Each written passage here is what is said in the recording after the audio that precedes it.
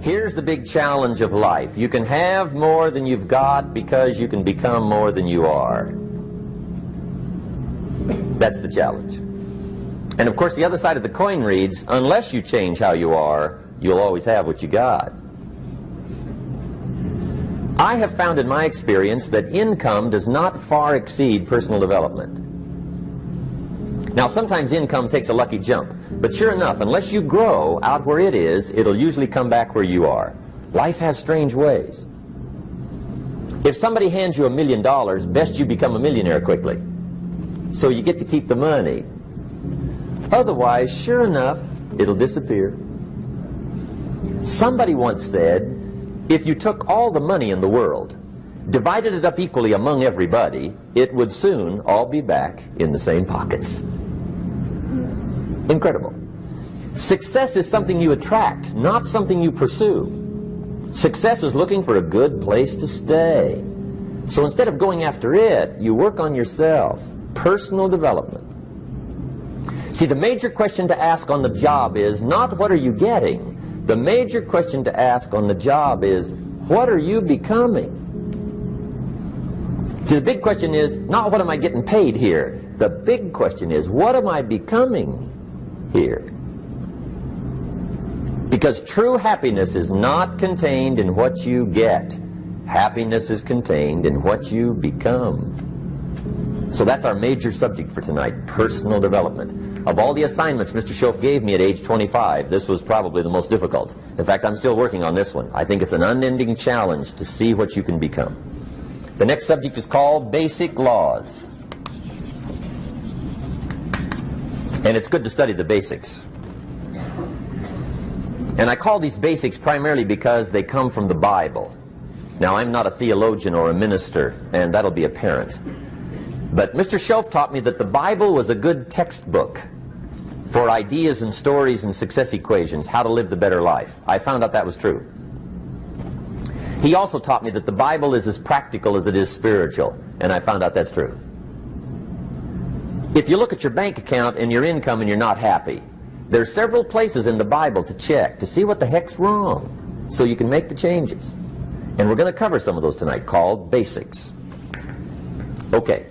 The next subject is my favorite, setting goals. Mr. Schoaf taught me how to set goals. What a favor that was. One morning at breakfast, shortly after I met him, he said, Jim, let me see your current list of goals, and let's go over them and talk about them. He said, maybe that's the best way I can help you get a better direction started. And I said, I don't have a list. He said, well, is it out in the car or home somewhere? I said, no, sir. I don't have a list anywhere. He said, well, young man, that's where we got to start. He said, I can tell you right now, if you don't have a list of your goals with you, he said, I can guess your bank balance within a few $100s. Which he did. And that got my attention. I said, you mean my bank balance would change if I had a list of goals? He said, drastically. That day I became a willing student how to set goals.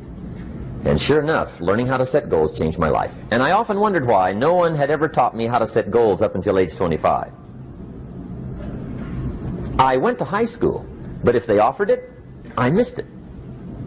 I went to college for a year, never heard it.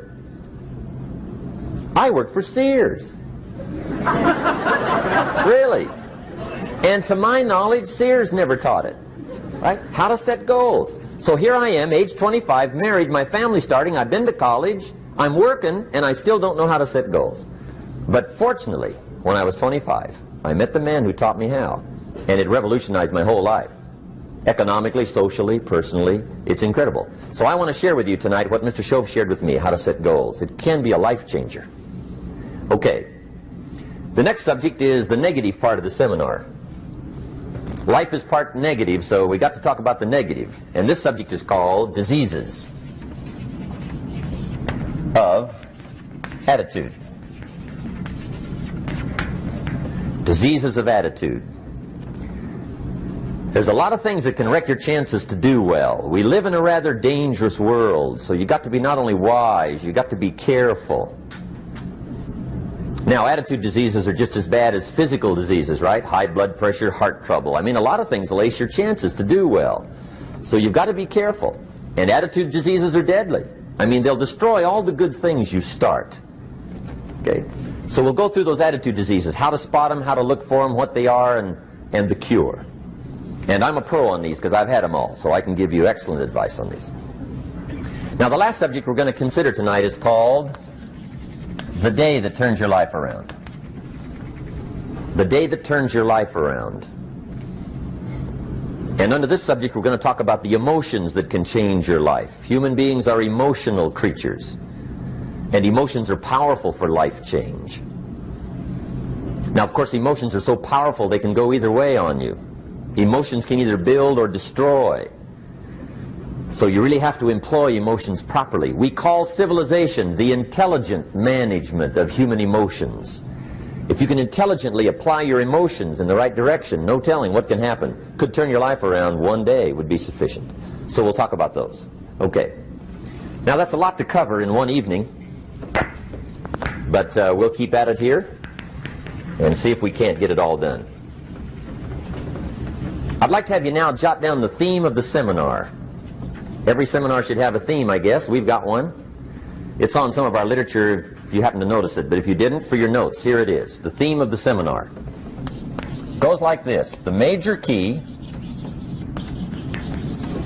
to your better future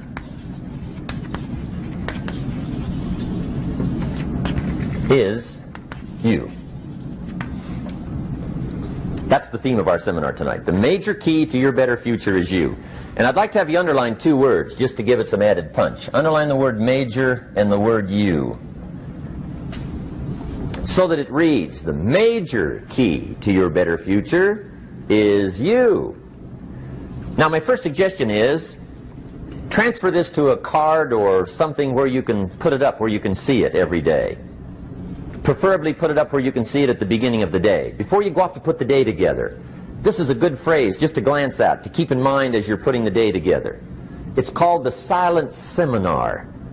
If you'll just let this talk to you during the day, I found it to be tremendously helpful. The major key to your better future is you. For a big share of my life now, I didn't have this one quite figured out, among a lot of things I didn't have quite figured out. Many things used to puzzle me back in those early days. I used to wonder why two people could work for the same company, one make twice as much money. Now, see, that used to puzzle me. And maybe they were the same age, graduated from the same school, live in the same community, work for the same company, with the same products and the same services. They've got the same traffic, the same problems, and one makes $1,000 a month, the other one makes $2,000 a month. Now that was my puzzling question. Why would this long list be the same and the money twice as much? I asked, what's the difference between $1,000 a month and $2,000 a month? And I don't mean $1,000 a month, right? I could figure that out. But what makes the difference? Why would one person do twice as well, 3 times as well? Speaking economically. Now, I know there's more than one way to do well. I understand that. But in this little narrow area called compensation, what's the difference? Well, back then, with my faulty thinking, I'm trying to reason it out. I thought, well, maybe time makes some of the difference, right? Some people do better because they have more time. I used to say, Harold ought to be able to do well. He's got a lot of time. If I had all of Harold's time, I could do well. Now, that's got to be dumb, right? Number one, you can't get somebody else's time. A guy says to me one time, he says, you know, if I had some extra time, I could make some extra money. I said, then forget it. There isn't any extra time. Hey, when the clock strikes 12 midnight, that about wraps it up, right? I mean, you can look around the gongs there for a little more, but it's over. You say to the guy, what are you doing? He says, I'm looking for extra time. See, they'll come and take you away, right? There isn't any more time.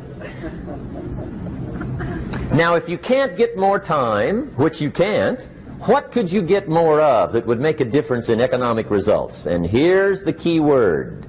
Make it a part of your notes. We're going to consider it tonight. The word is value. And I have a little phrase for your notes. Value makes the difference in results. Value makes the difference. You can't get more time, but you can create more value. Now here's the first lesson of economics. Everybody should learn it from the time they're old enough to understand what a dollar means, how to earn one, how to get one, how to keep one, what to do with it. First lesson of economics.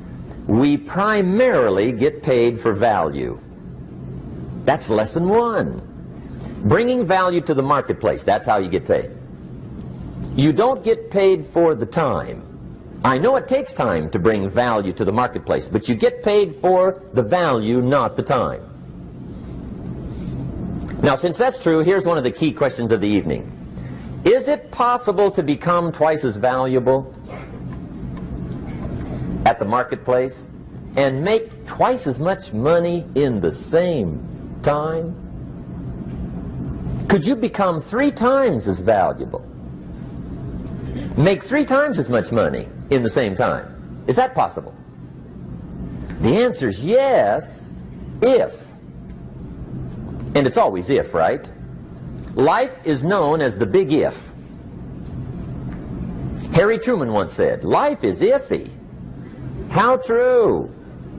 And here's the big if, we're going to consider it tonight. It's possible to do much better at the marketplace if you go to work primarily on yourself.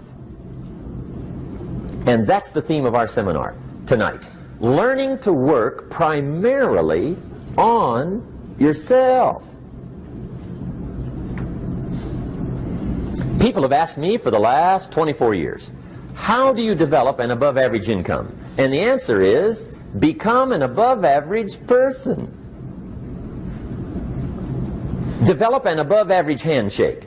Some people want to be successful, they don't even work on their handshake. As easy as that would be to start on. They let it slide, they don't understand. Develop an above-average smile. Develop an above-average excitement. Develop an above-average interest in other people. Develop an above-average intensity to win. See, that'll change everything. Probably one of the most frustrating experiences in life is looking for an above-average job with above-average pay without becoming an above-average person. It's called frustration.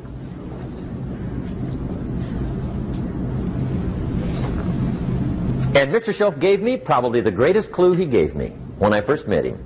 He said, Jim, if you want to be wealthy and happy the rest of your life, just learn this lesson well. He said, learn to work harder on yourself than you do on your job.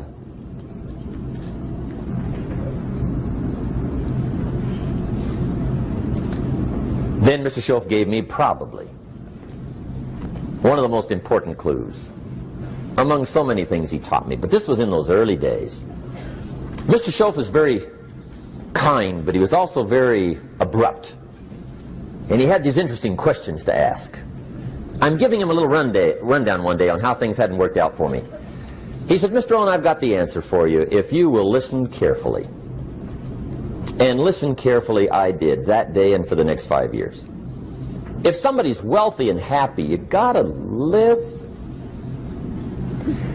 He said, Jim, I've only known you a short time. But he said, it's already my honest opinion that for things to change for you, you've got to change. That wasn't quite the answer I was looking for. But that's the answer he gave me, and I pass it along to you on this warm summer evening in Anaheim, California, 1981.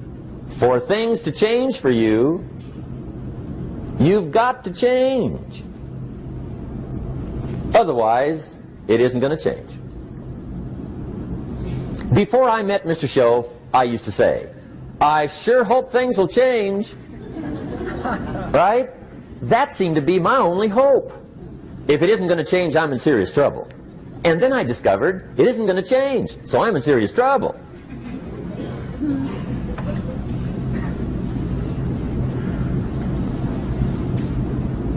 See, I can tell you what the 80s are going to be like. You have dropped into the right place.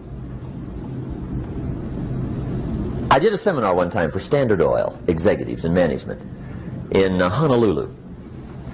And we're having a conference one day around this big conference table.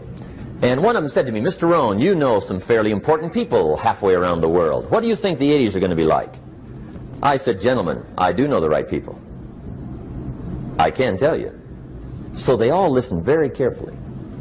And I said, gentlemen, based on my wide experience, I can really honestly say to you, in my opinion, in the 80s, it's going to be about like it's always been.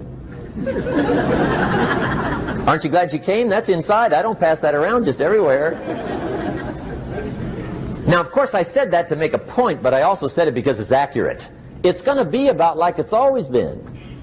It isn't going to change. The tide comes in, and then what? It goes out. For 6,500 years that we know of, recorded history, and probably long before that. So it is not going to change. It gets light, and then what? It turns dark. 6,500 years. See, it's not likely to change. And we're not to be startled by that. If the sun goes down, the guy says, what's happened, what's happened? It means he hasn't been here long, I guess, right? It always goes down about this time. The guy says, well, I don't like that arrangement. Well, you got to talk to somebody besides me, right? It gets light, then it turns dark. In rotation, the next season after fall is what? Winter.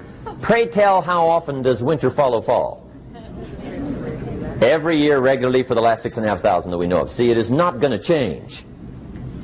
Now, some winters are long, and some are short, and some are hard, and some are easy, but they always come right after falls. It isn't going to change. Sometimes you can figure it out, sometimes there's no way to figure it out. Sometimes it goes well, sometimes it gets in a knot. Sometimes it sails along, sometimes it gets in reverse. See, that's not going to change. The last 6,000 years reads like this: opportunity mixed with difficulty. That's how it reads. It isn't going to change.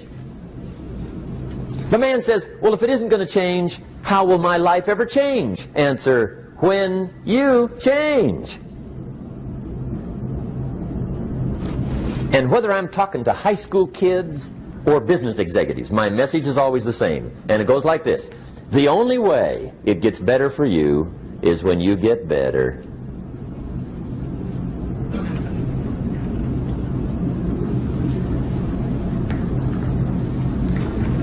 Let me give you the 4 major lessons in life to learn. Here's 4 majors. It's good to study the majors. In our weekend seminar we teach. Some people don't do well because they major in minor things. You've got to be on the lookout. At the end of every week, end of every month, you've got to check, make sure you're not spending major time on minor things. We go through that whole series. Majors and minors. Now, let me give you 2 phrases before we get to the 4 majors. This will set it up and you'll see where I'm going. 2 key phrases for your notes. Here's the first one. Life and business is like the changing seasons. That's the first phrase. Life and business is like the changing seasons. One of the best ways to describe life, it's like the seasons.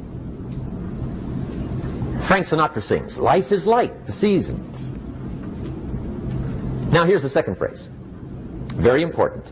You cannot change the seasons, but you can change yourself. You can't change the seasons, but you can change yourself. And see, that's how life gets better for you, not by chance, but by change. Now, here's the 4 major lessons in life to learn.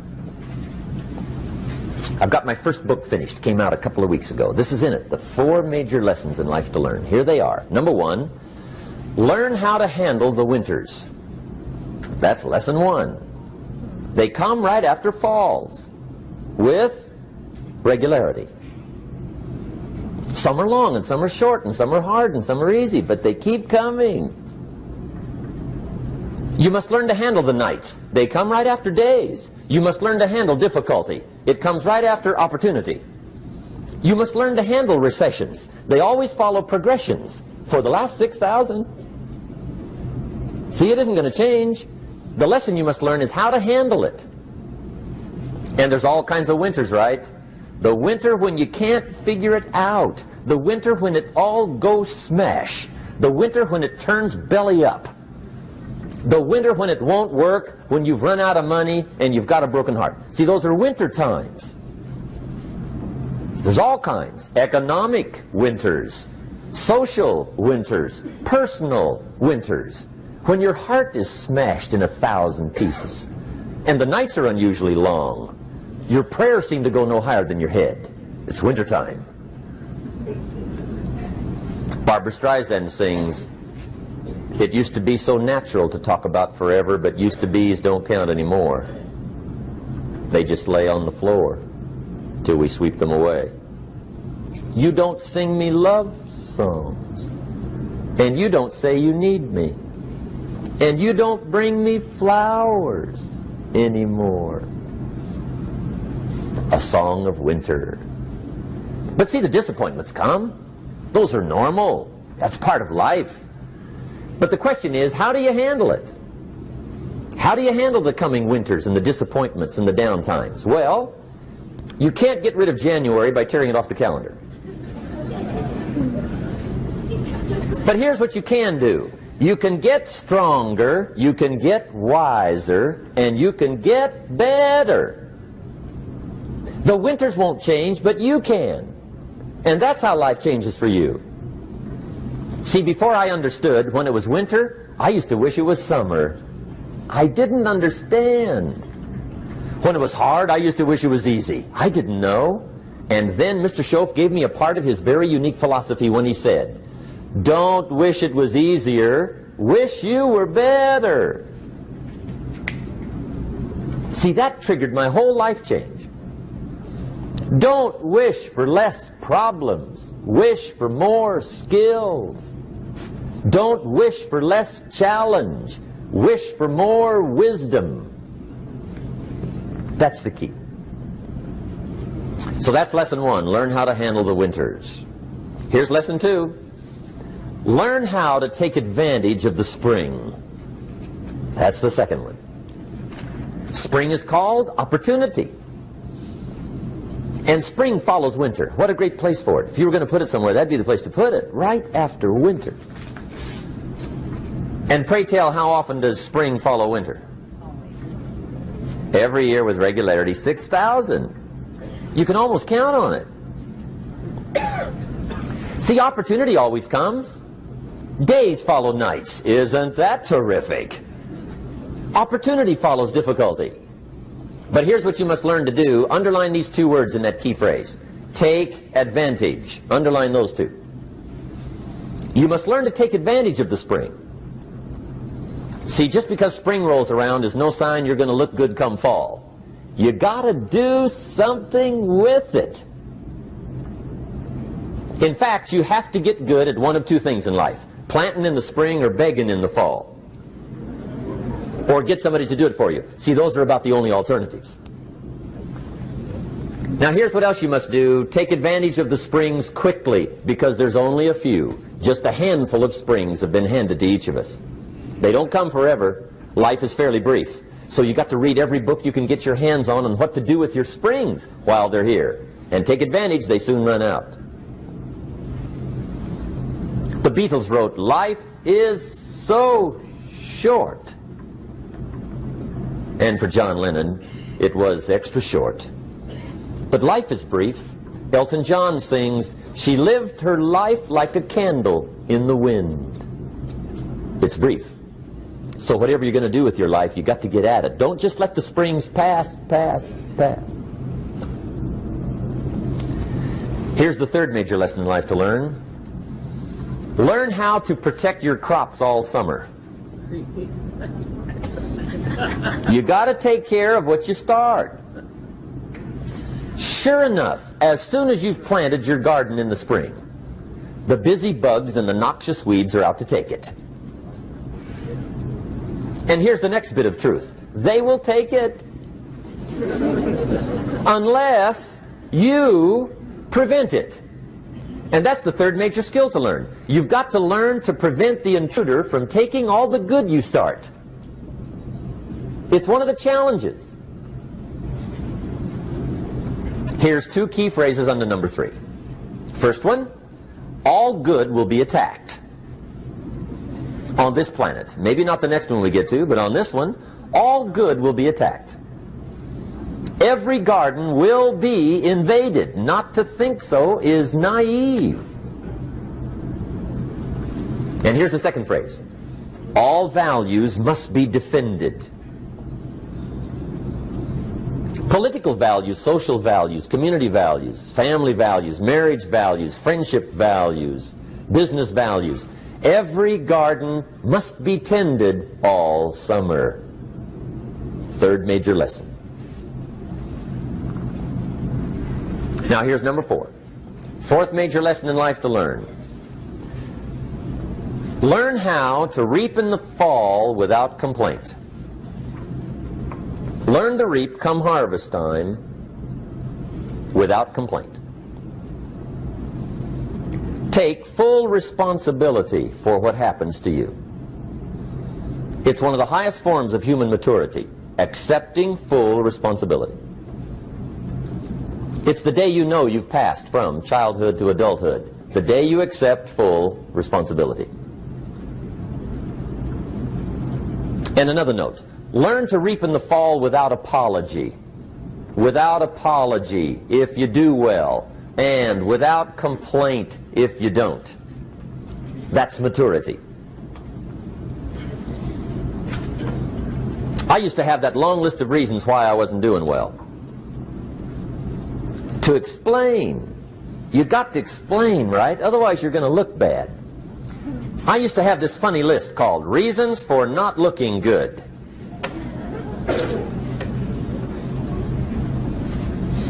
I used to blame the government.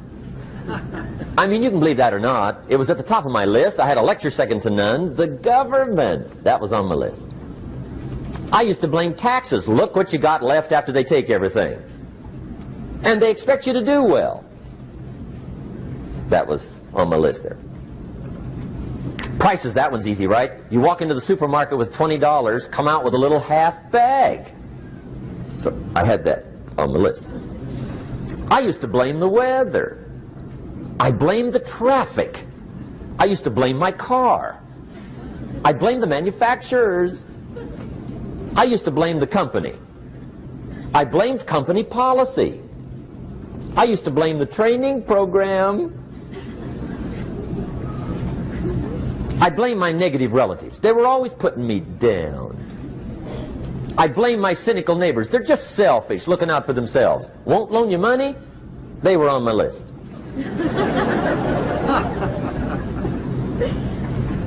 I used to blame the economy. I blamed the community. That's a pretty good list for not doing well, isn't it? I thought it was good. I'll never forget one day, Mr. Schoaf was very kind, but he was also very blunt, and this was no exception. And I'm glad he was blunt. There's a lot of things I'd have missed if he hadn't have been blunt. One day, with sort of a curious look on his face, he said, "Jim, just out of curiosity, tell me, how come you haven't done well up until now?" Excellent question. I thought, well, so I won't look too bad, I'll go through my list. And this list I just gave you, I put that on him. And he was very patient. He let me go through the whole thing, the government, the weather. I went through this whole thing. When I finished, he looked my list over very carefully. He said, "Mr. Rohn, big problem with your list. You ain't on it." How brilliant.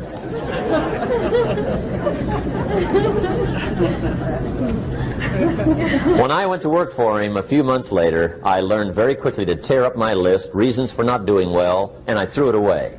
And I got me a fresh piece of paper. And I put one word on it. Me. There's a Black Heritage spiritual that says, "It's not my mother nor my father, nor my brother nor my sister, but it's me, O Lord, standing in the need of prayer." See, I used to blame everything outside. And then let me give you a little philosophy that helped turn my life around. For your notes, here it is. It's not what happens that determines the quality or the quantity of your life. It's not what happens. And the reason is because what happens happens to about everybody. No different. The sun went down on all of us last night. A common event, a happening.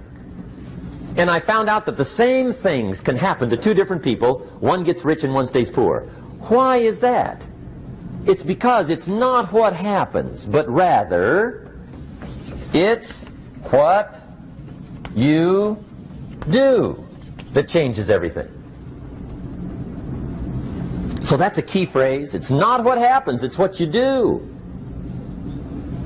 What happens is about the same. You might put that in parentheses here. Same. What people do, that's what's different. Anything can happen, right? Everything can happen. I've heard all the stories. I've been one of the stories. Hey, we could all tell stories all night long, right? Happenings. Anything can happen. Have you heard of Murphy's Laws? Anybody here heard of Murphy's Laws? Okay, most of you have. Murph had these laws. One of them was, if anything can go wrong, it will. That's one of Murphy's Laws. He was not one of the great positive speakers of the day. But anyway, it's still true though, right? Anything can go wrong, everything can go wrong. For sure. I've fallen out of the sky so many times. Once to the tune of a couple of million. Devastating. Took me a while to survive that one. Now, it wasn't all that much, but it was all I had. Right? I mean, that's when it's much, right? When it's all you got. If you got 3, 2 go, you got 1 left, you ain't looking that bad. But when it all goes. Has anybody been there when it all went? Anybody? Come on, the rest of you liars. Go ahead. Hey, we've all been there, right? When it all went. Of course, it used to be a long time ago, right? When you ran out of money, got to 0, you were all through. Heck, now you can whistle right on by 0, right? I mean, they will bury you. That's what they will do.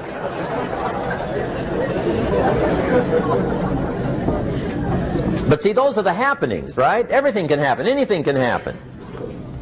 But it's not the happenings. It's what you do about it. Somebody says, yeah, but you don't understand the disappointments I've had. Come on. Everybody's had their share. Disappointments are not special gifts reserved for the poor. Everybody has them. The difference is what you do about them. It's not the weather. I used to blame the weather, and I discovered it rains on the rich. So see, that won't help. 2 men wake up one morning, there's a rainstorm on. One of them looks out his window, sees the rainstorm, and he says, wow, what a storm. With weather like this, they can't expect you to go out and make sales. He stays home. Same morning, the other guy looks out his window, sees the same storm, says, wow, what a storm. But he says, you know what, with weather like this, what a great day to go out and make sales. Most everybody will probably be home, especially the salesman.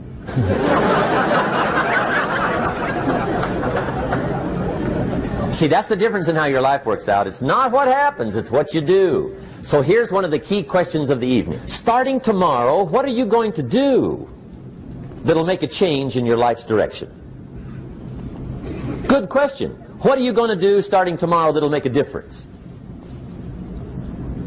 Now see, if you don't do something starting tomorrow that'll make a difference, guess what? It's gonna be the same. And see, that way you can guess what the next 5 years are going to be like. Look at the last 5. Because the next 5 are going to be like the last 5 unless you, major key, tomorrow, change it all. Or change a little, or change something, or don't change. It's choice time. You can do whatever you want. But it's nice to know any day you wish you can change your whole life.